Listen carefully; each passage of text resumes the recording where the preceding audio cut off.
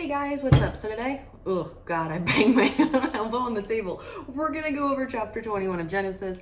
This is a mystic perspective and occult point of view. It is one of them and one of many, and it's only one way to look at this scripture, right? So take everything I say with a grain of salt, do your own research, find other people who talk about this to make your own conclusions to whatever this means to you.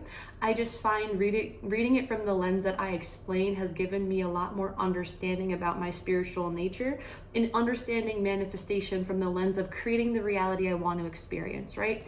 So I feel like grounds to say that because I've cured my own autoimmune issues. I've manifested a healthy, happy friend group. I have a wonderful position in my career right now.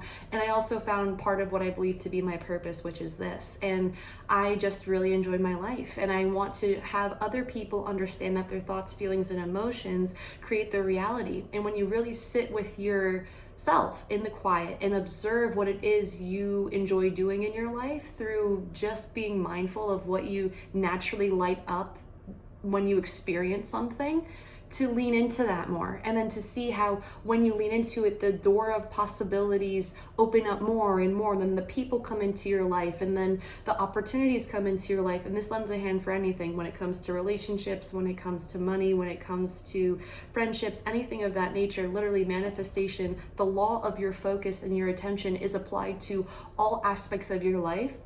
It's just a matter of how much do you have of lack perpetuating against receiving what it is you want to create, right? So let's say money is easy for you, but relationships really hard for you because growing up you had horrible dating experiences. That in itself, that emotional and recollective understanding of your inability to have something that is a loving, peaceful relationship will be the exact reason why it's repelled from you now, which is why it's something you struggle with now. So it's a matter of you going into your subconscious, do the reprogramming work to understand, right, my psychology dictates my reality, and once I reprogram my thoughts, feelings, and emotions, then I can create a reality I want to experience.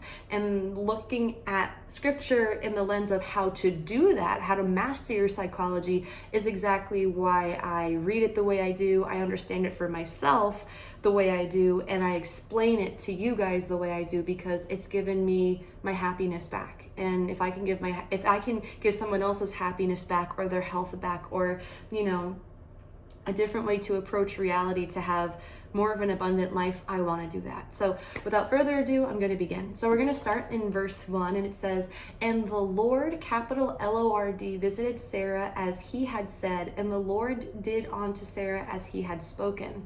So chapter 21 of Genesis is right after chapter 20, obviously, but what happened in chapter 20? Abraham in chapter 19 observed Sodom and Gomorrah falling apart. Understand that I read scripture from an allegory lens. This is all parable. This isn't literal. None of this actually happened. It's a story for you to better understand yourself. When something is told in a story format, typically it's a lot easier to remember. It's a lot more engaging to pay attention to, as opposed to a dry lecture, because that's boring. When you tell something as a story, it's more exciting and it's more memorable and it resonates more, right? So that's why I believe the Bible is told the way it is, because it's this giant psychological drama, and that's a lot more exciting to read than a phone book, right? Like, nobody wants to read something this thick, that literal. That's super boring. I grab a dictionary and just stare at it all day. And, maybe I'll learn something, but it'll be pulling teeth, where if you look at it from this mystic lens, it's a lot more fun and a little bit more memorable and engaging, right? So Sodom and Gomorrah fell apart. That is symbolic of Abraham's old thought processes falling to the wayside. Why I say that is because Sodom is the city of wickedness, and Lot was in that city. When God had told Lot to leave, he escaped to the mountaintop. When you see that from a parable lens, the city of wickedness, and city in mysticism means consciousness, the old wicked consciousness you used to have is now ascending to the mountaintop, meaning going to the highest place of your physical realm, which is your head, right? And when you go to the highest place in your head, you go to the crown chakra, you go to your pineal gland, you go to your imagination, your brain, in between the two temples, which is where you find God, because the Father is here. Your Father is your third eye. So essentially, going to the mountaintop from the city of wickedness is transcending the old limiting beliefs you used to have. Lot, being an aspect of Abraham's psyche, is symbolic of an old thought process. Not only does the word city mean consciousness, but Lot is a man.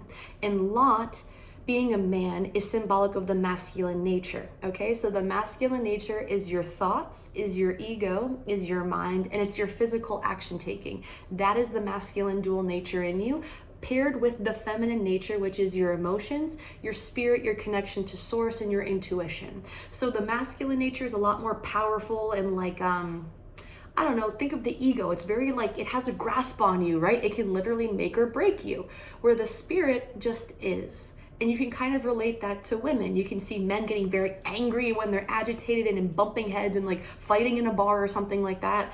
And females typically, you know, I wouldn't think the average female, who knows nowadays, but looking at it from more of, I guess, like a biological standpoint, aren't really the ones to cause a physical altercation. They're the ones to communicate more. They're the ones to be more of the observers. They're the ones to be more in their emotions first, right? Granted, men acting irrationally is acting in the emotion of anger, but they're a lot more impulsive in that sense, where women might more so feel that first rather than impulsively just doing something like a man would.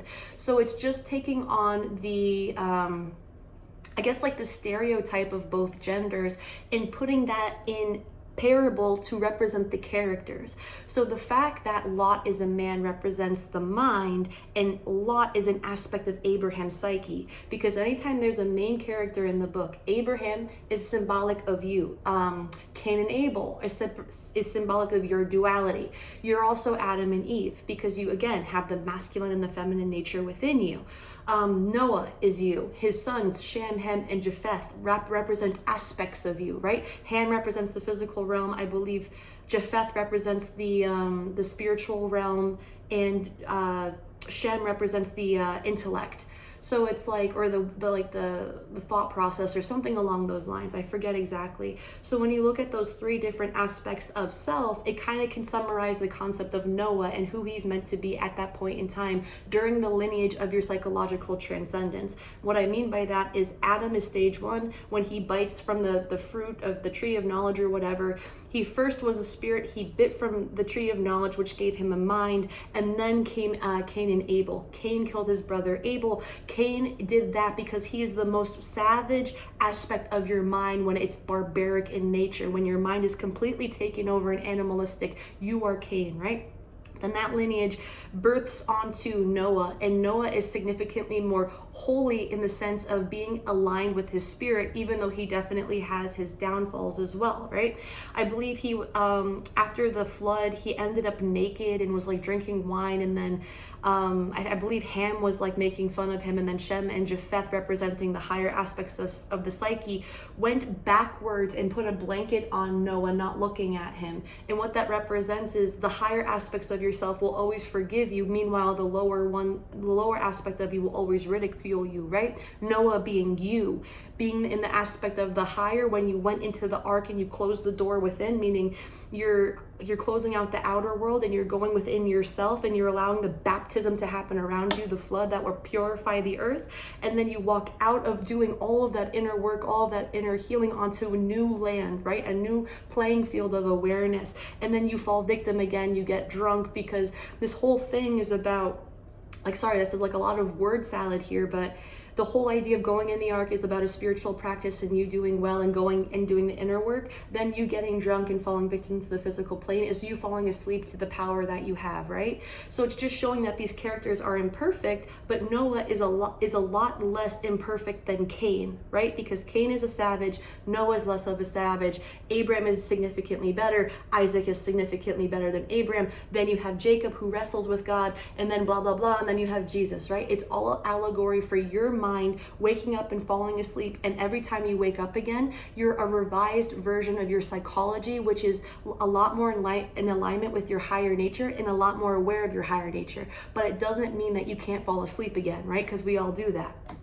So the Old Testament, in summary, is essentially your ego going through a death and a rebirth process. So like the New Testament is the new way you show up in the world, right? Because when you look up the word testify, it means to give a formal statement about something you know to be true, usually based on your direct experience or knowledge. So when you say New Testament, what that means is, what do you believe to be true? And the fact that Jesus is in the New Testament means he embodied the concept of I am. When you embody the concept of I am in Christ consciousness as a new awoken person, awoken to their spirit, because the Old Testament is you falling asleep and waking up to it constantly until you finally are born Jesus, and you're born in Christ awareness because you're born of a virgin of consciousness who is symbolic of Virgin Mary, the divine feminine, giving birth to a man, means that the virgin had no man to dilute the son, because if a man was involved, that means the ego was involved in that birth, but Mary was a virgin.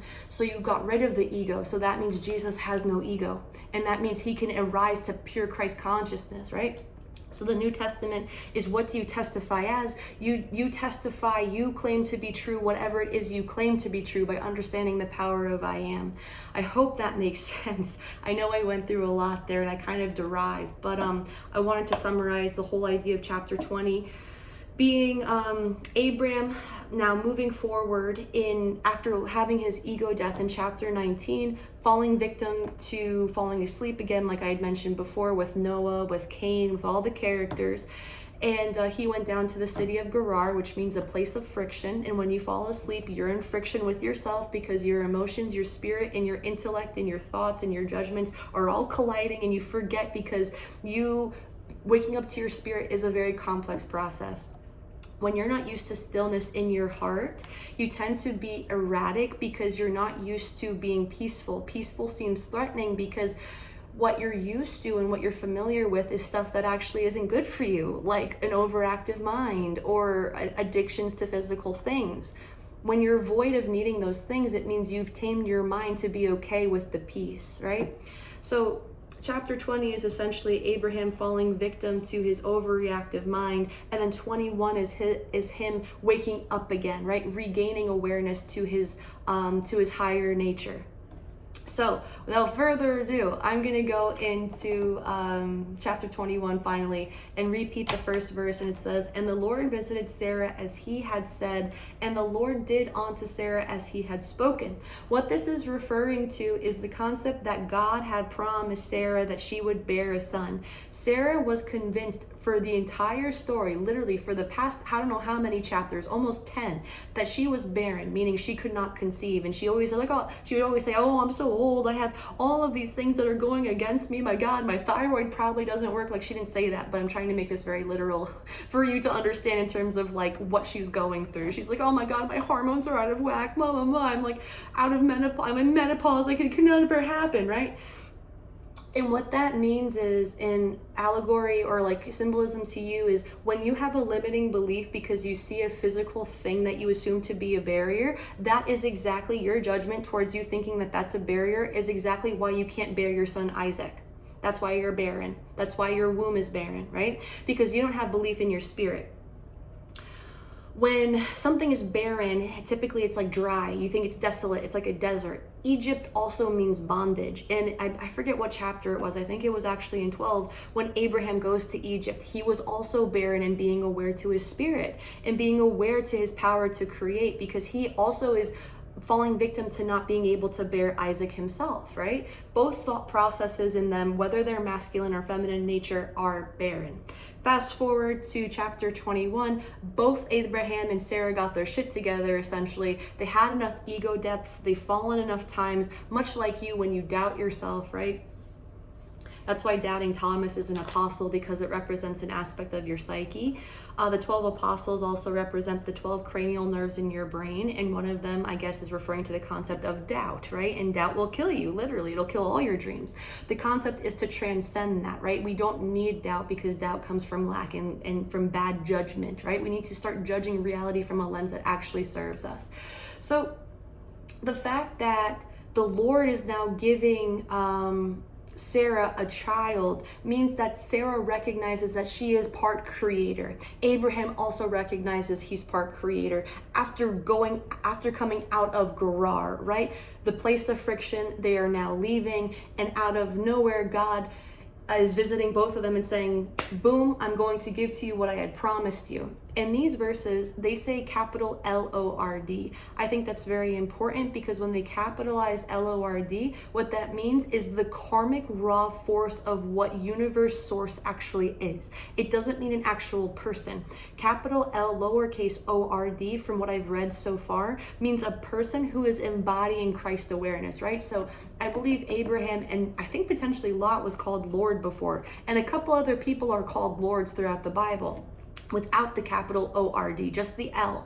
And again, what that means is somebody embodying the power to be a creator. So it's not a special title. You can be a Lord. You are also a prophet. A prophet is a channel of God. It's not someone who can tell the future. You can look that up, I believe. I forget what Hebrew lexicon that's in. It's just like a fancy dictionary. But the definition prophet has nothing to do with foreseeing the future. That is just a new age way to dilute the potential for you to achieve, right? Everyone's a prophet. Everyone's a Lord. It's not, oh, Jesus can do it. Oh, only Abraham. No, everyone can. This book is about telling you how to master your psychology. And when you master your psychology, you become a God. So capital L-O-R-D being the universal force is actually in alignment with the concept of karmic law revisiting you, right? You reap what you sow. It has nothing to do with morality. If you believe in being a good person will give you a good life, then great, that's what you'll get. If you think being a bad person will give you punishment, well, great, that's what you'll get, right? But the world is not just justified by morals.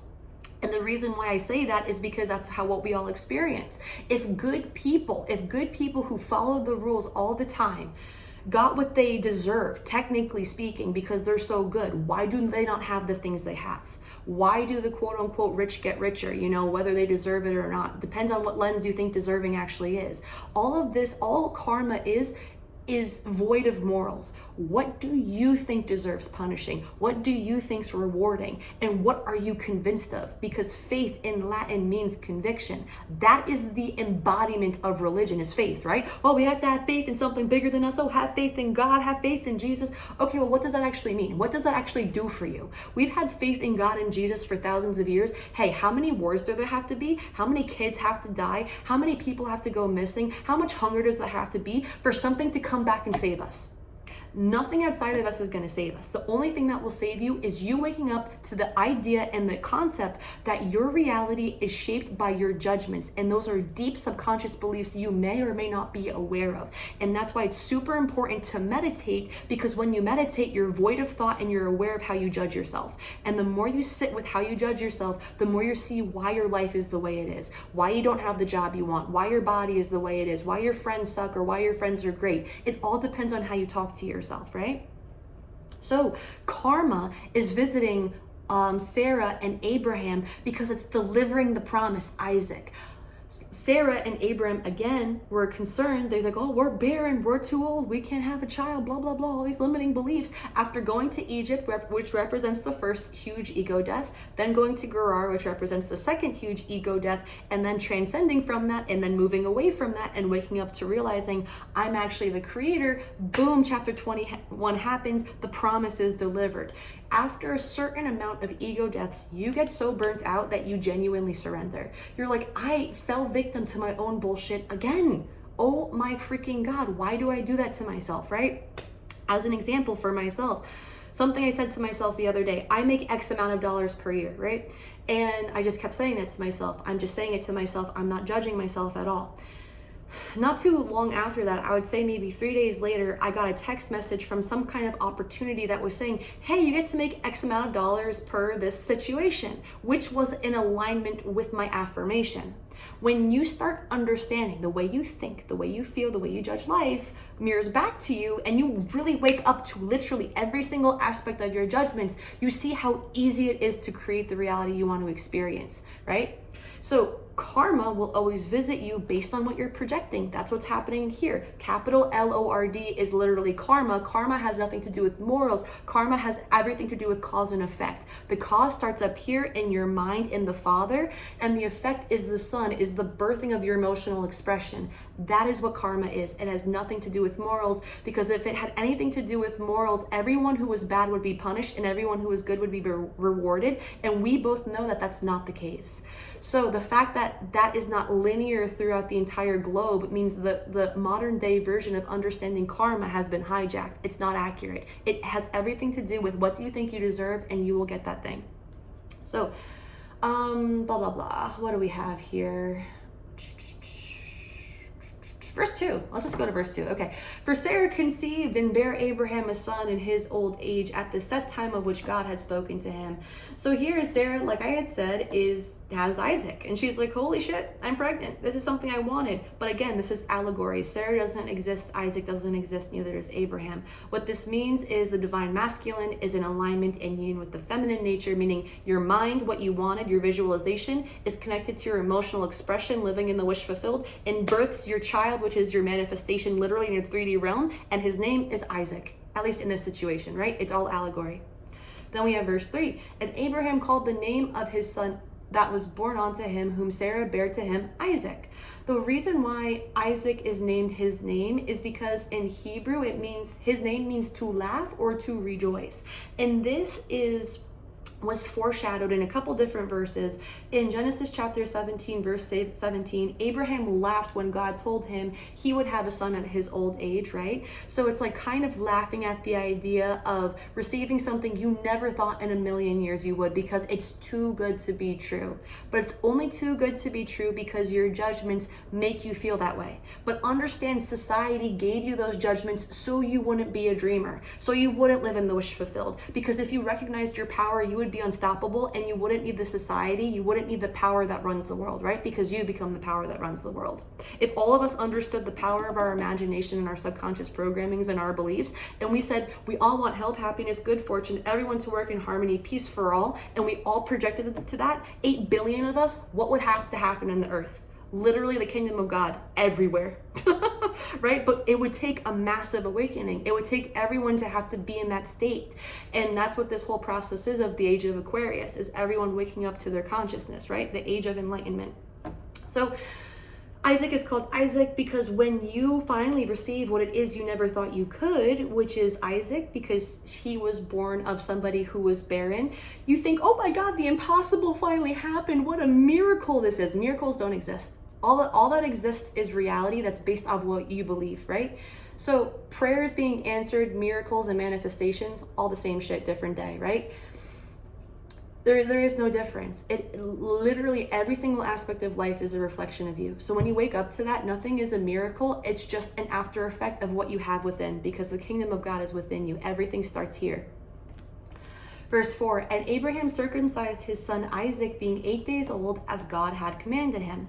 Now, hot take, but circumcision does nothing for nobody. Sorry. Neither does drinking wine, neither does eating the Eucharist, neither does putting up a Christmas tree in your house and lighting it with candles or whatever lights and then putting an angel on top or a star or whatever. No traditions do anything for anybody except bring community together, which is a good thing. Also gives you something to believe in, which is bigger than yourself in a way that connects you to a spirit, which is also a good thing. But religion doesn't tell you that you are God. Religion literally doesn't encourage you to understand that your psychology is what is making your experience in your life the way it is, right? We're all going to church, we're all kneeling down on pews, we're all trying to pray so we can get the job, so the person can heal, so my issues can go away, right? And yet we go back home every Sunday really wanting to have that experience that we have so badly in our head, but thinking it's too good to be true, right? And we never birth Isaac because we never experience that laughter. We never throw back our heads and have that ecstatic joy, recognizing how simple manifestation can really be, right? And I'm not saying that I'm a professional at this, but I've recognized my consciousness far too many times to recognize that you have to believe it after a while. You literally see the receipts play out in front of you. The more you recollect your experiences, the more you use that as data for yourself to have conviction in the future towards things that you think are impossible, right? Because we all have our own judgments towards ourselves and what we can receive. But when you eliminate those barriers, life can become so easy, right?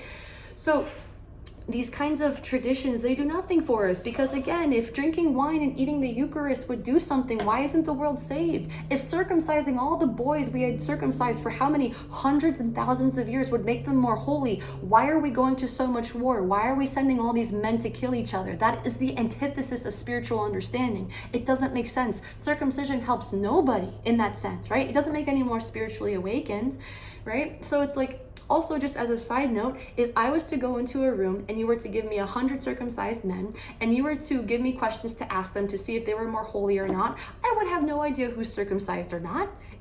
I would have no idea, because the physical act of doing anything doesn't change who you are internally. You can do all the external things you want, but that is the effect. That is you chasing. That is you lacking, thinking you doing something physical in nature will make you have the embodiment, right? But cutting off body parts of a human being that was made in God's image, which inherently means they were born perfect, contradicts the whole concept of having to mutilate yourself in the first place. If a man is born perfect in God's image and in his likeness, why do we have to cut off this part of him? Doesn't make sense, right? And also, if anyone reads scripture, you see that it doesn't specify what you're circumcising here. And that sounds like a really stupid comment, but when you read the Bible and you see that it says, hey, circumcise the ears, circumcise the heart, circumcise the lips, we have to question what that means. If we're circumcising the private part willy-nilly and calling it religion, why don't we cut off somebody's ears? Why don't we cut out people's hearts? Why don't we cut off people's lips then, right? That'll make us more holy. Why don't we do it?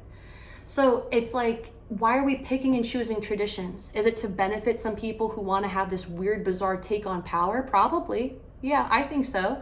Does it have any kind of health like things where it's like, oh, that part gets less infected? I don't know, maybe. But again, why is it there if it isn't perfect? We were made, again, in God's image and his likeness. Why? You think God would make a factory defect on 8 billion people over a course of time? Granted, there aren't 8 billion men right now, but at some point in time, sure there are. People are born and dying all the time. So it's like, why would you keep creating a man in a way that he isn't perfect if you know it's messed up? A man's perfect. Leave him alone. Leave the child alone. Leave the baby alone. So when you see that circumcision, drinking wine, eating Eucharist does nothing spiritually for anybody, why are we doing it, right? So what this means in mysticism is when you circumcise yourself, what that means is you remove the layer in which keeps you in bondage, right? Circumcising his son. If you look at it from that private part area, you're removing the flap, right? Because that area is what allows you to procreate. When you remove the barrier in which is preventing you from creating, what does that sound like to you in a mystic lens? You're removing the barrier in your psychology that's preventing you from creating and expressing and birthing experiences into your three-dimensional realm, right? Because the simulation, the matrix, it actually means womb in Latin. And when you understand that a woman has a womb and gives birth to a child, now you can connect the dots and see, oh, right, what I think, what I feel gives birth in the matrix. It happens to me 24/7. Everything internal expresses outwardly. So circumcision has nothing to do with the physical act of the lower body part or the heart or the ears or the lips, because those are passages. Look them up. So if that has nothing to do with that, it has everything to do with the spiritual understanding of it, right? And 8 days, when you look at the number 8, you see the concept of infinity. And when you have infinity, it means there's no beginning and no end. So when you remove the barrier in which allows you to create, you recognize you're God and you don't have a beginning or an end. That's why they use the number 8. If circumcising a child on the 8th day made them more holy, again, why aren't we saved? Why aren't these men awesome? Why are we not so full of enlightenment now? You go down the street, you're gonna see a goofy thought-minded person, right? Like there's always somebody somewhere. Maybe I'm that person every now and then to somebody else, and I'm fine with that, right? Life is subject to your own judgments, but I hope you get what I'm saying. If any of these things actually helped society, we should be healed by now, but we're not.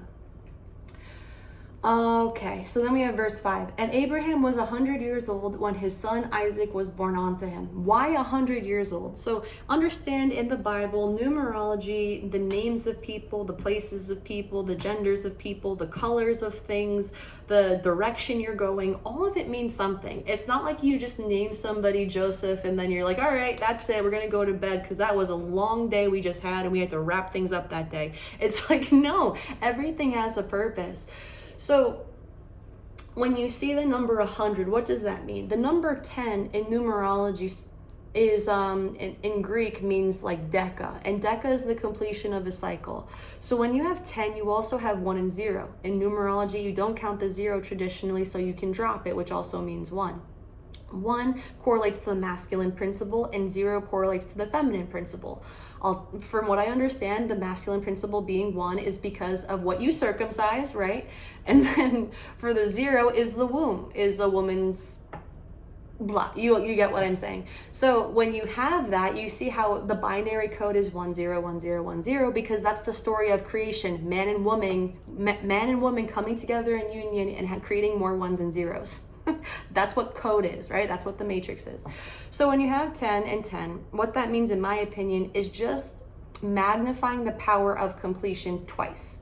First, you have the first 10, which is the inner journey, the first 10 you had to sacrifice within when you recognize you're not your mind. This could be seen as Abraham going to Egypt, fighting with Pharaoh, having a plague get sent to the house because God was like, why did you give Sarah to Pharaoh? Like, what were you thinking? All this stuff. And all that is allegory for you wrestling with your mind and your emotions and your spirit and trying to figure out who is who in your own reality.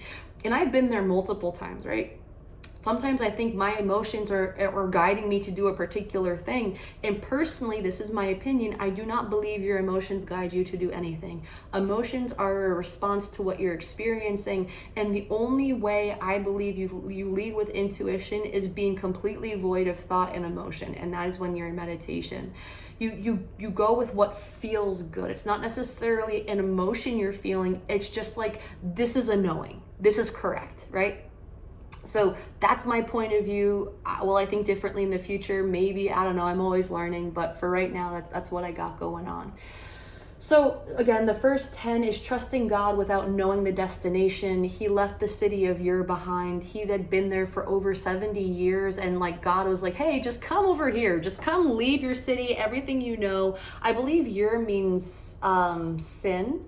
And sin is the Greek god for emotions or something along those lines. So essentially it's like representing all the emotional attachments you have to the nostalgic aspect of your life. 70 years of living in a place, and God's like, hey, get up. You got a journey to fulfill.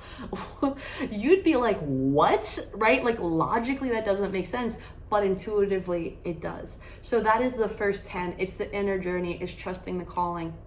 The second 10 is the outer testing. So it's like the whole time Abraham is like, well, first he was Abram, he got the H, became Abraham. That's like also a part of the journey, the testing, because you have to understand you're a spirit, which is symbolic of the H, getting the H in your name, because H, if you look at Yahweh, people say, oh, Yahweh is the breath of life, because Yahweh, I mean, you can't spell a breath, so they did YHWH or whatever. And then I also learned that YH is the masculine nature, WH is the feminine nature. It just depends on where you do research. Everyone has opinions. History is open to interpretation. So again, take everything I say with a grain of salt. But Y being the masculine nature, W being the feminine nature, H representing the spirit, right? So when you balance the two, you're in union with self and source. So it's about like the H is the spirit also, because in Hebrew, when Jewish people speak, they'll be like l'chaim. They have like very breathy words because they're breathing spirit, they're breathing life into what it is they're telling you. And words carry vibration, right? So it's like casting spells with spirit. That's why I believe personally they speak the way they do. So the whole concept of the second 10 is Abraham waiting for the promise, right? That's you living in the wish fulfilled for however long it freaking takes until you see reality bend in your favor, until you birth Isaac and you start laughing, right? Isaac means laughter, until you tilt your head back and say, oh, whoa, how did I get this car for a quarter of the price? Or holy shit, why would somebody sell that beautiful house for X amount of dollars, which is something I can afford? Or like, oh my God, that person I never thought I would be able people to date is reaching out to me. That's what I mean by it, is like you having that like, whoa, reaction and kind of laughing because you see the intention you set and have been living in and watering and putting all of your energy into feeling finally gave you fruition. And then you laugh because you're like, it's that easy. All it is conviction. And the less exhausting manifestation becomes because you recognize this is how you have to show up in life. This is how you become a creator of your reality. You can't just half-ass this shit. You have to show up being conscious every single day. The virgins with the 7 lamps, 7 of them were put out and the other 7 were on, I believe, right? Or maybe it was 5 lamps, whatever, it doesn't really matter. What that represents is consciousness. Your consciousness can be dimmed if you do not have oil to spark the lamp, right? So when you don't have oil, meaning the Christos going down your spine when you're in meditation to like open up the Kundalini energy or whatever, the Holy Christos, which is how you get the Holy Christ or the Holy Claus or Santa Claus, that whole analogy came from the concept of the oil, or it's like the land flowing with milk and honey, right? That's like the oil or some shit going down your spine and going back up. It's all in relationship. All of those things correlate to each other, right? All mythology, all tales correlate back to you and literally consciousness. So I went off on a whole tangent there, man. Wow. Oh, sorry. So going back to the virgins with the lamps off and the lamps on, is your consciousness going to be void of oil, or is it going to have oil in order to spark the light, the enlightenment, right? The oil is you going into meditation and letting it drip down your spine. I forget if it comes from your pineal gland or your pituitary gland, one of those. But you can look up the biology of it, the biology of meditation. So essentially, that's what this is. Are you going to wake up conscious every day, or are you going to fall asleep to it? And that's going to be part of your inner and outer journey. You have to choose. You have the red pill and the blue pill, and that's what the Matrix is about. The red pill is you receiving the truth and waking up to the truth. The blue pill is you staying asleep. Okay, so we have verse 6. And Sarah said, God had made me to laugh, so that all that will laugh. So all that here will laugh with me. Sorry, tongue twister. Okay, so essentially to me what this means is just Sarah is just like, oh my God, God had to make me laugh so that everyone would laugh with me.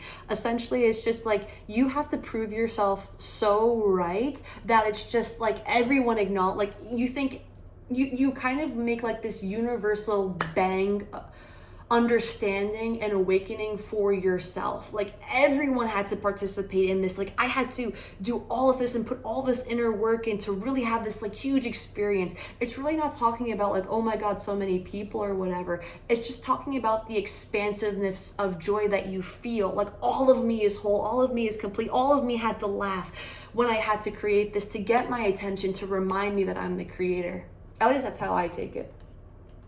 Verse 7, and she said, who would have had said unto Abraham that Sarah should have given children suck? For I have borne him a son in his old age. So again, this is just a human way for Sarah to kind of perpetuate what we do when we experience something we didn't think we would, right? So she's like, who would have said unto Abraham that Sarah? Keep in mind, this is Sarah speaking. Why is Sarah talking in third person, right? And she said, who would have said unto Sarah that, or said that Sarah should have given children suck, for I bore him a son in this old age. Essentially what that's saying is just like, let's say I wanted to manifest a car, right? Let's say it's a Ferrari. I don't care about that, but let's say that's what it is, okay?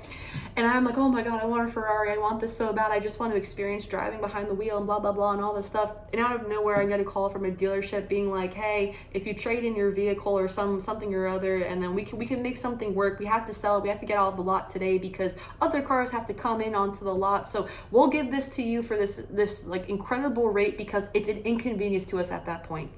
That is the how of some manifestations.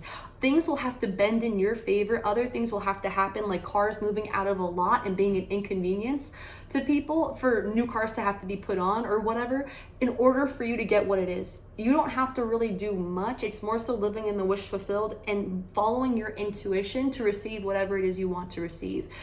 So here, if I was to receive the car, because the how was that it became inconvenient for the car dealership to hold on to for however long it did, if that's even a thing, I would turn back my head and laugh and be like, whoa, Michelle, meaning me, who would have thought I'd have a Ferrari sitting outside for the price I got it for? Like, whoa, my God, how crazy is it that I get to have this experience? Holy cow, never would have thought in a million years, but boom, after regardless of the old age you have, which is referred to here to a limiting belief, it doesn't matter, because reality is literally a suggestion. What do you believe in? And it will have to be made manifest.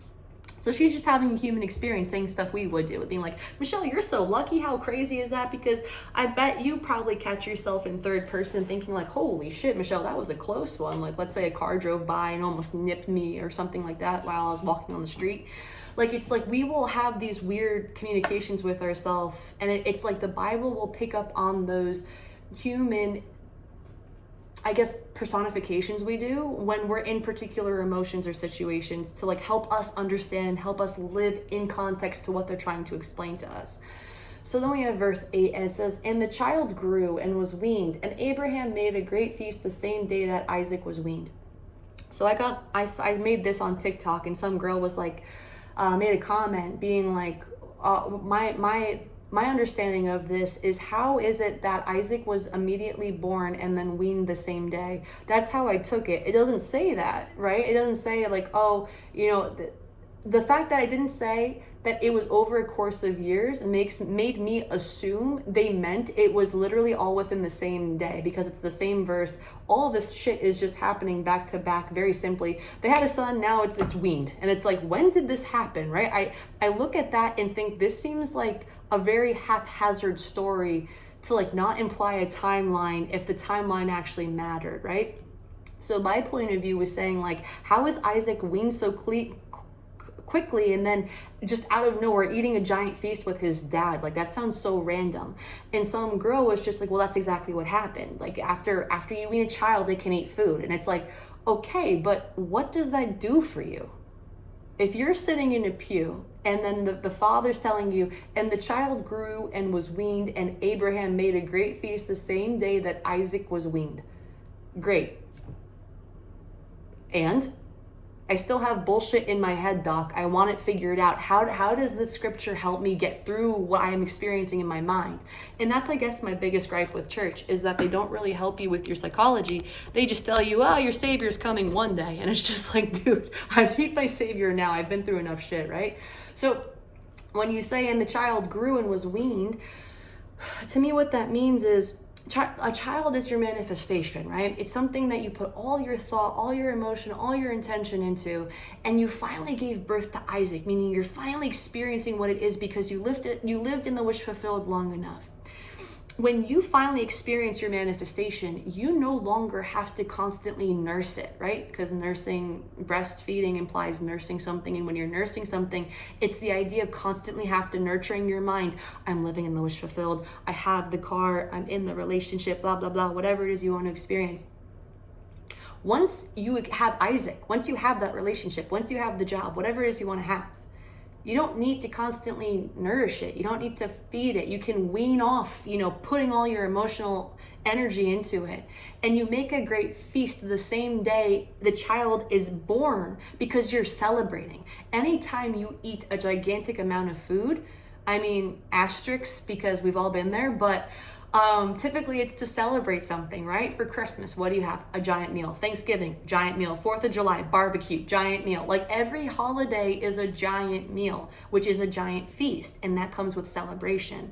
So essentially, to me, this passage, what this means is, after you've manifested something, you can stop emotionally like projecting onto it so much, because it's already there. Why would you want to say, I have an 100K job, when you already have one? It's like, dude, I already have it. Like, I don't need to keep projecting like I want the next thing, right? So you celebrate. You celebrate because you're just like, I did it. It's exciting. It's freaking exciting when you pull this off and you really see the magic that you have.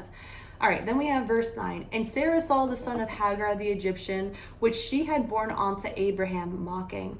So here, Sarah, the divine feminine, sees Ishmael, who is the son of Hagar. Hagar is the maid of Sarah. Hagar represents the lower nature of Sarah, because everything in scripture has duality, meaning the characters. So Sarah is the higher feminine and Hagar is the lower feminine. Hagar had a child with Abraham because Sarah was barren, and all Sarah wanted was a son. What that is allegory for you settling for your limiting beliefs, being Hagar, because she's a servant, and a servant in allegory means the mind. So when your mind is of a lower nature because you're Sarah, you're barren, you will try to force manifestations into place, right? So your limiting beliefs will pair with your visualization and you will give birth to a son, but it won't be your son.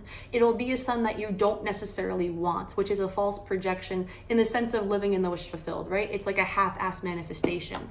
So Sarah does not like Hagar and does not like Ishmael, because if you look at this from an allegory lens and you're Sarah, right? And you see Ishmael and Hagar, let's say, laughing at Isaac, what that means in allegory is you're the creator. You created something beautiful. Finally, after being barren for such a long ass time, you did it. Congratulations. Woo. Okay, right? Hagar and Ishmael, representing your limiting beliefs, are mocking Isaac, the thing you wanted so bad, the thing you created. Your limiting beliefs, your old version of self is going to mock what you created because it doesn't like that you had that potential. You created this limiting belief, which is an aspect of you. This limiting belief was a longer identity you've held onto than Isaac is, right? So it's gonna try to come back. It's gonna mock you. It's gonna think you don't deserve Isaac because who are you? You were never that person. You were never that person to be successful. You were never that person to be beautiful. Shame on you for thinking you can be in a happy, healthy relationship. Who are you? That is Hagar, that is Ishmael. And Sarah is just like Abraham. You will not talk to Ishmael and Hagar because those are your limiting beliefs. If you talk to them, I'm gonna whoop you. Like, no, she doesn't say that, but she doesn't like it. It's very distasteful because the concept of you associating with your limiting beliefs when you manifested something that's above them means that if you associate with it, you might go back down to that standard, and you don't want to de-evolve. You want to keep evolving, right? So we have verse 10, wherefore she said unto Abraham, cast out this bondwoman and her son, for the son of this bondwoman shall not be heir with my son, even with Isaac. Okay, so here Sarah is telling Abraham, you need to get rid of this servant, meaning Hagar and Ishmael, for the reasons I had explained, because you cannot associate with the limiting beliefs you once had, and you cannot make them even with Isaac. Saying even with Isaac means equal to, right? So the manifestation that took you so freaking long to create is way up here, and Ishmael's down here. He hasn't done any inner work. He hasn't done any transformation. So Sarah's like, because Isaac is up here, your mind representing the lower nature has to catch up with the higher nature, because again, this is a story of evolution. Just because you have a lower nature doesn't mean it's bad. All that happens with the lower nature is it becomes a lot less savage, okay? Like Cain is the lowest nature you can be. Noah is better. Abraham is better than Noah. And Abraham is better than Abram. Do you see what I'm saying? They're all men representing the mind. So you need to have Ishmael. He just needs to level up to be on par with Isaac in the sense of being able to match the evolution of it, right? Isaac was born in chapter 21, perfect, pure. Ishmael was born like chapters ago, and it wasn't even what Sarah had wanted. It was just a limiting belief that was a reaction to her not being able to believe in herself to bear a son because she's barren. It's also super dark, so I'm gonna move this 1 second. I was saying to myself, I'm like, this is better, much better, because I took away like this blinder that I had that like takes away the light, and I was like, where did I hear that from? And I looked it up, and it was from the Amanda Show, or like whatever they had where it was like Drake and Amanda at Block Blister. So dumb. Anyway, we're gonna continue. The lighting is much better, at least for me. I'm not a video editor. I just put this together and I hope it's good enough, so I try my best. But anyway, so we're gonna move to verse, I believe 11. Yes, verse 11. And the thing was very grievous in Abraham's sight because of his son. Okay, so Sarah is telling Abraham Ishmael needs to get lost because Ishmael needs to level up to what Isaac represents. Okay, the lower nature needs to level up to what the higher nature had alchemized as. And Abraham's upset about that, because if I have to get rid of Ishmael, that's like that is hard. It's a hard aspect to get rid of yourself because it's still Abraham's son. And even though you want to level up in your life, in your reality, the old version of you, the things that you've created, your children, right, whether they be physical manifestations or biological manifestations that you had created, like like, this sounds really weird, but like I had IBS for over like 8 years, and I went through all of the physical possible treatments you could imagine: changing diet, visiting doctors, blood work, gut microbiome tests, like the scans, MRI scans, CAT scans, everything, water fasting. Drove myself crazy. Nothing would work. I finally recognized it was my mind after a couple of however long it took, and that's what really woke me up to consciousness, or at least was one of them, or the power of the mind. And, you know, after going through all of those years of being that person, it was interesting to not be that person anymore, because it was a part of my identity, right? I was the girl that would fast forever. I was the girl that would have eating issues, like in the sense of like not being able to eat particular things because that was my judgment of myself. I labeled myself like that for X amount of years that it became my identity. It became a child, essentially, because you always bear into reality what it is you judge, which is your child, whether it's a physical one, like through your body, or like a literal manifestation. You get what I'm saying? It's all allegory. So Sarah is essentially saying, get rid of your son, meaning get rid of that aspect of yourself, because each of these characters represent Abraham's psyche. He has to change it. He doesn't want to. That's hard. That's hard for you to shift your identity, right? After me not having that issue, I was like, well, then who am I? And granted, I was a lot more still at that point, but it can be very anxiety inducing when you're not labeled by your issues anymore, because typically a lot of people are like labeled by their problems. And when you recognize that your problems are there mostly because of your judgments, if not because of all your judgments, that's hard to reckon with, number one. So a lot of people are in denial. But two, when you recognize that about yourself, who are you, right? So it's like another really cool example. It's not exactly the same, but like parallels the concept. There's this guy named Michael Sangler, I think, or Singler, and he wrote this book. I forget what, I think Untethered Soul, maybe. And I just remember, this was years ago, and he was saying like people are just addicted to their labels, right? Like, let's say there's a woman. This woman is a teacher and a mother of 3 children and is married to her husband and has a passion for oil painting, okay? Well, the question is how would you describe yourself as? And she would describe herself as all of those things. But you existed before you enjoyed oil painting, so you're not an oil painter. You existed before you had 3 kids, so you're technically not a mother. That's not who you genuinely are at your soul, right? You weren't married before you were, so you're not a wife. Who are you then, right? We're so harped up on identifying ourselves as something that it's really hard to swallow the pill of knowing that you're not any of your labels. You're not any of your judgments, in the sense of what your core expression is. You get to choose what you want to be. Personality in Latin means mask. So it's that for a reason, because the English language was derived from specific languages, French, Latin, and German, to create these kind of meanings behind the words, because the people that created English knew what they were doing. So when you wear a personality, you're wearing a mask, right? Like you go online, you see, oh, this fitness guru, they must know so much, blah, blah, blah. And it's like, well, that's a mask, because they're not that person all the time. That's a personality. So Abraham is just upset that he has to get rid of this aspect of himself, essentially. And me telling you those stories is kind of what alludes to him being grievous in the sight of having to get rid of Ishmael, because it's getting rid of an aspect of himself. And even though it might be good for you to do, it's hard for you to do, because we have attachments to what we create, whether they're good for us or bad for us, okay? So then we have verse 12, and it says, and God said unto Abraham, let it not be grievous in thy sight because of the lad, and because of thy bondwoman, and all that Sarah hath said unto thee, hearken unto her voice, for in Isaac shall thy seed be called.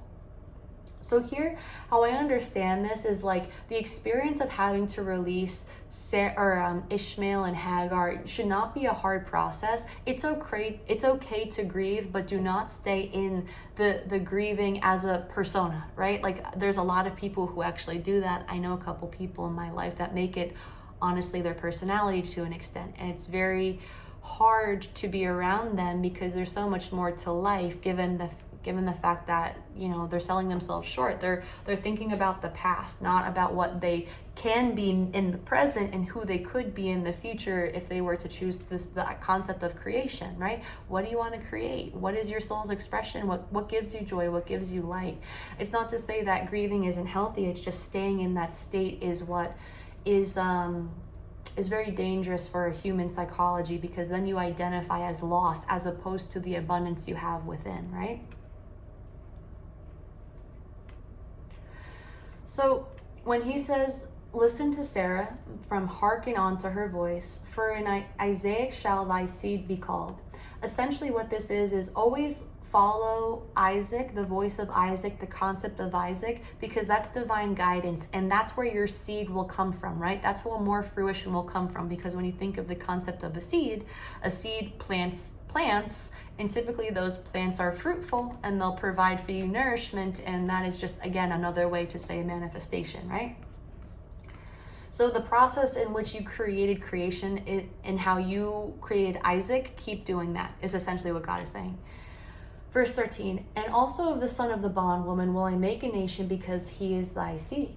So here it's also saying that Ishmael will also have a nation, right? He will also continue the lineage of himself. And again, that's going back to the concept of, people will say the ego is a bad thing. It is not a bad thing. It is a tool you use when you know how to use it, right? Like, it's just like, that's like saying, oh, a hammer's bad. And it's like, a hammer's bad if you're constantly smashing windows and carrying it and going into the grocery store and threatening people with it, right? That is allegory for you having a mind that won't turn off. Your mind is a tool. Do you carry a hammer around with you all day? That is the same thing as thinking all day, because both of them are tools. So what that means is, when you're done with your project in which you needed to use your tool, your hammer, to give yourself a solution, you put the hammer down. The same goes for your mind. When you're done critically thinking, you put your mind down and you live in your spirit, right? So Ishmael is also going to create a nation, which also means consciousness, in the idea, because your spirit, your higher nature, has to keep going on and keep going through evolution, and your lower nature has to keep up too. It's just balancing, like the concept of yin and yang, right? If you were just a spirit and you were only a spirit, you wouldn't need this whole concept called being a human, right? Because being a human requires you to have a mind, which makes you a dual understanding of self, being a spirit and a mind. So Ishmael will also create, because the mind has to create as well, or it has to keep going as well. Verse 14, and Abraham rose up early in the morning and took bread and a bottle of water and gave it unto Hagar, putting it on her shoulder, and the child, and sent her away, and she departed and wandered in the wilderness of Beersheba. So here Abraham woke up the next day, not an actual day, because time doesn't exist here, because the story doesn't exist, and neither do these people. And I will keep saying it. So, I mean, maybe these people existed, but I don't believe they existed in the chronological aspect of the way the story is told, right? Like, aspects of the Bible most likely are true, but the chronological story and like calling these people like Mary, Joseph, Michael, Peter, those are Irish names. Why would they be in Israel? Just saying. So that is my moody take on that for one point of view, right? So I'm gonna keep breaking this verse down. So waking up early in the morning means you're waking up to a new awareness, because light implies consciousness, right? And when you're consciously aware of something, it means it's a it's like I want to say like a healthy take. You're not dwelling in your mind. So a morning is a new beginning, the dawn of a new day. Light is enlightenment, which is consciousness. It's the sun coming back to you. And took bread and a bottle of water and gave it unto Hagar, putting it on her shoulder. Bread, when you eat the Eucharist in church, you take the bread because that represents the physical body. Then you drink the wine because the wine represents the spirit, because it's symbolic of blood, and blood is the life force within you, which is the spirit.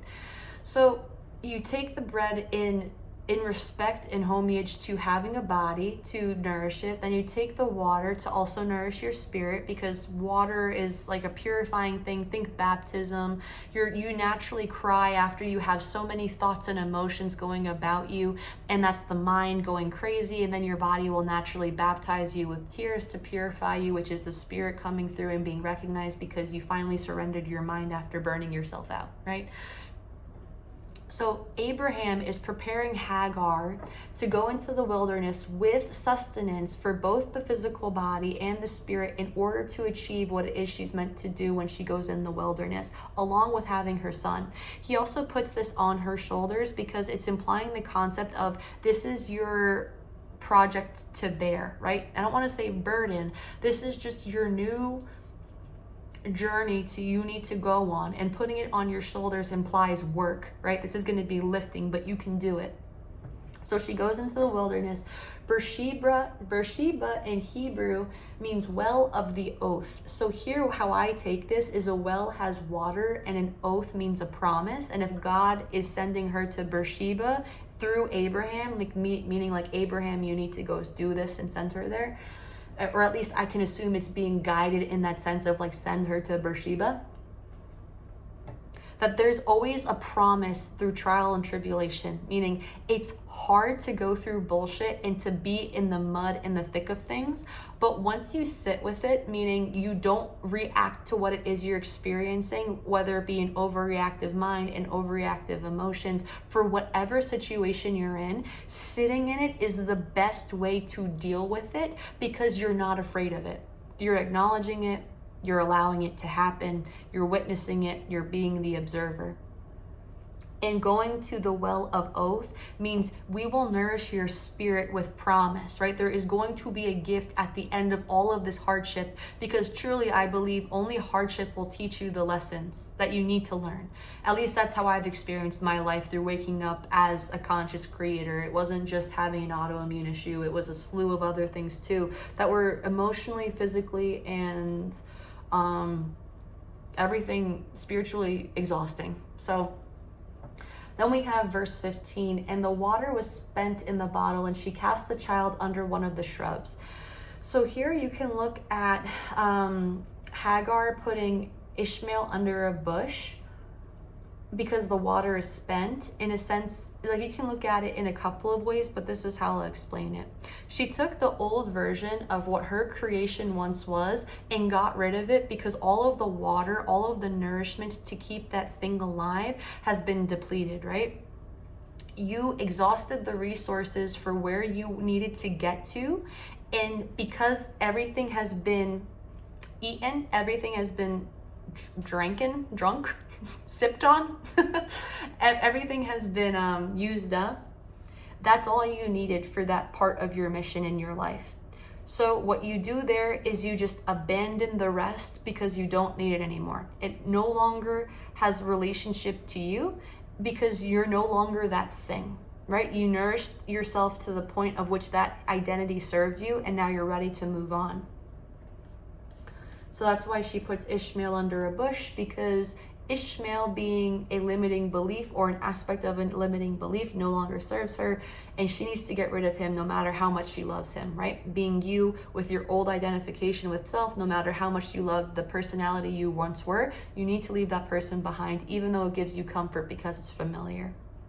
Verse 16, and she went and sat her down over against him a good way off, as it were a bow shot. For she said, let me not see the death of the child. And she sat over against him and lifted up her voice and wept.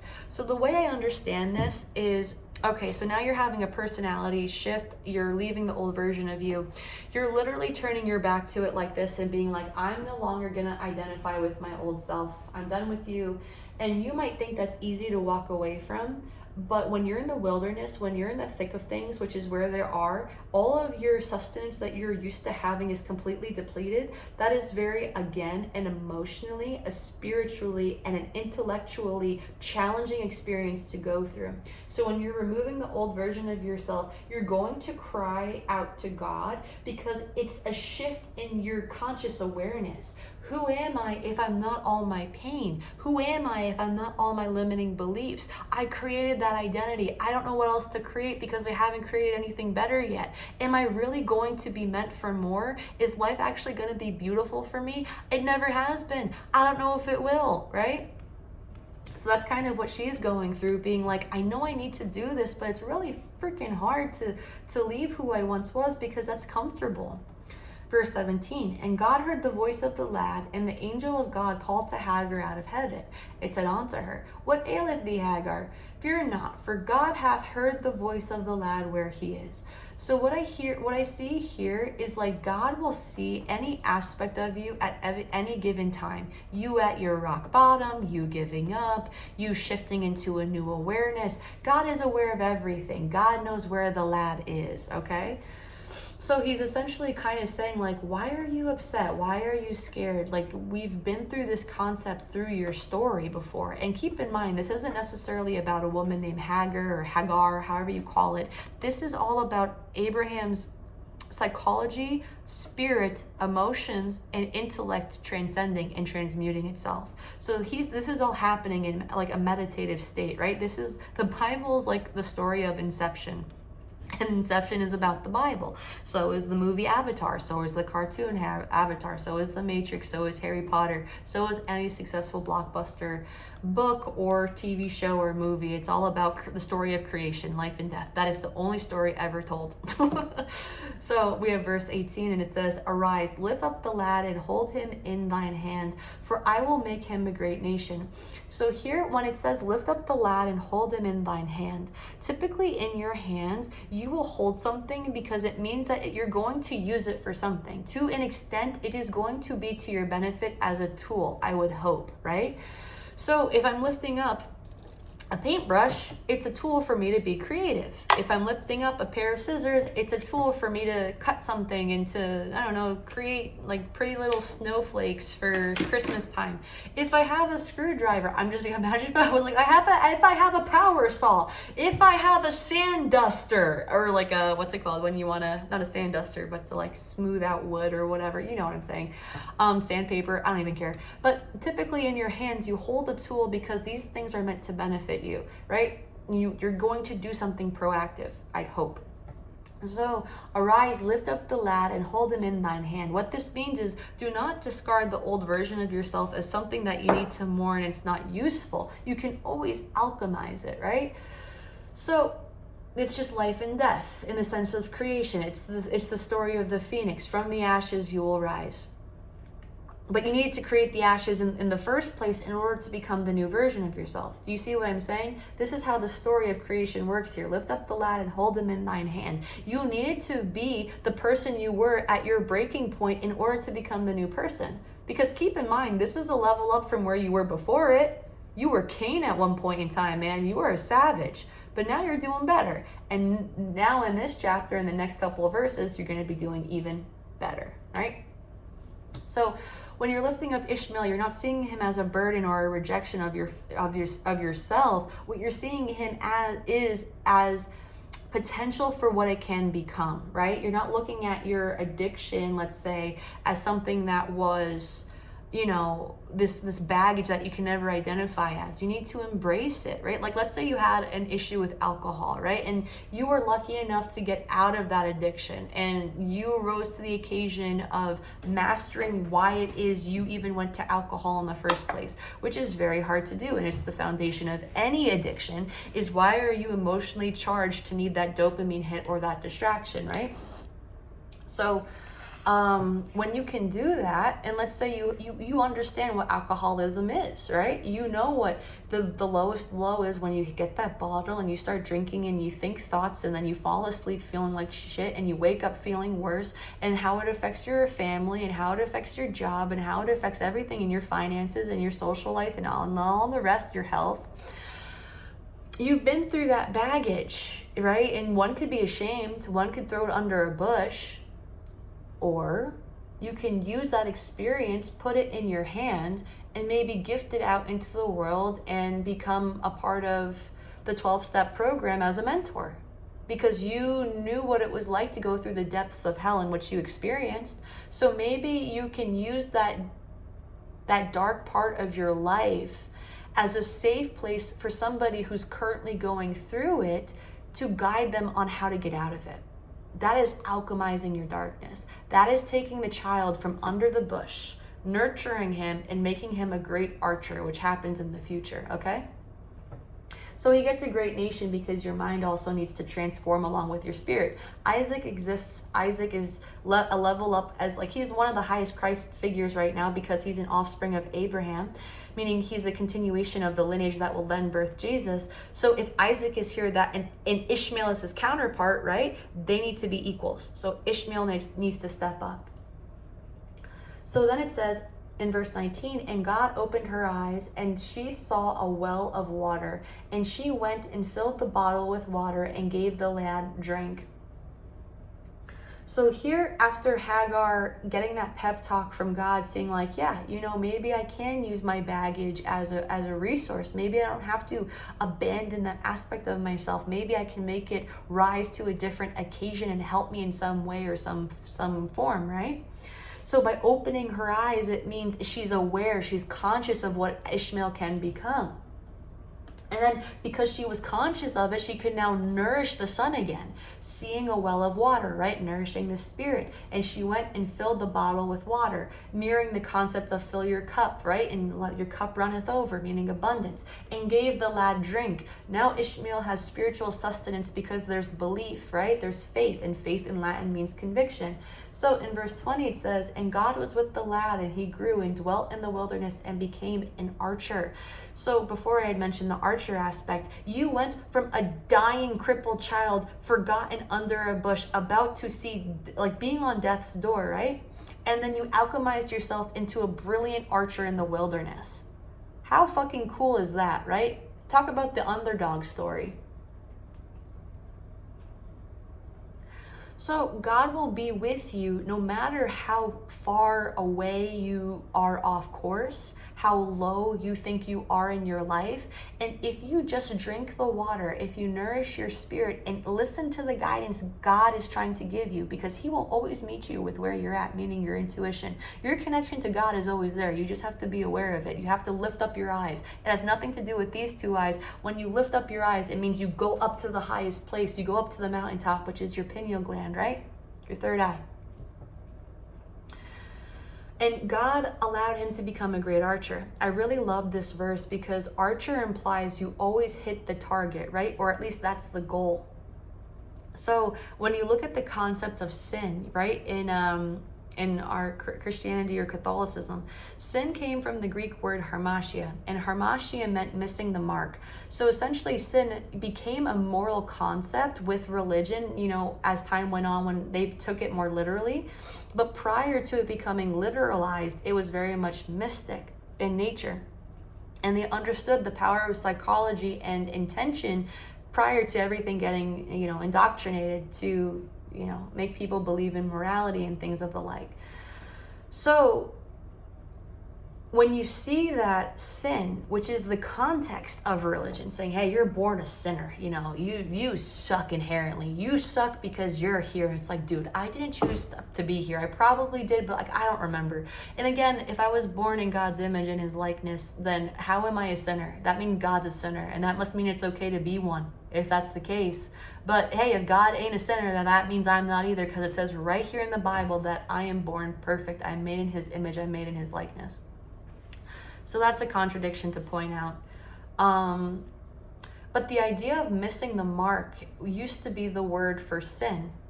When you miss the mark in your manifestation, it's because you're having a wobbling effect in your belief, right? And that's typically because you're triggered from emotions of judgment towards yourself, not thinking it's possible. Sin was also the goddess, meaning dwelling in your emotions, because that was the city of Ur. Abraham left the city of Ur, and Ur translates to Sin City, actually, and that's a goddess's name, Sin, and she's the moon god. And the moon is the subconscious, right? The subconscious program. So when you're dwelling in sin, it means you're dwelling too much in your subconscious, and depending on how aware of it you are, you'll fall victim to it, because it's a very emotional state to be in when you're not aware of it. So the fact that Ishmael became a great archer kind of mirrored the concept of the idea of sin to me, because sin originally means missing the mark, and what archers do is they have to hit the mark, they have to hit the bullseye. Ishmael is essentially getting better at not sinning, which means not wavering, which means getting better at not identifying as his emotions. And that's why I believe they chose an archer, because you have to be very precise. You have to hit the the bullseye of what it is you want to experience. You have to know your target, you have to not waver, and you have to release the arrow and have good faith that it will in fact hit the bullseye, and you will create the reality you want to experience based on your unwavering faith, right? So I think I'm going to end it there, and I'll start up again in part 2. So I really hope you guys enjoyed that. Please let me know what you thought. If you thought anything different or whatever, I'm always open to learning new things. And yeah, check out my link in my bio too. I have an Etsy shop open now where I have a couple of like things that I created from a graphic design point of view. I have some apparel, I have a magnet that I thought was kind of neat. Sounds a little silly, but I want to keep adding to the store. I also have a children's book you can check out on Amazon. Again, the link is in the bio. And yeah, if you have any ideas as to what you'd like me to talk about in the future, feel free to shoot me a message. I'd love to hear from you. And I'm just going to keep rolling with it. I'm going to do it chapter by chapter, verse by verse, until the whole Bible's done, because, you know, I'm answering my calling. I'm leaving the city of Ur, and I'm going to wherever God wants me to go. So it just makes me happy, and I think everyone should be happy in life, right? Living in whatever it is you feel called to do. So with that being said, have a good day, night, wherever you are. Enjoy your life, and I'll see you in the next video. Bye.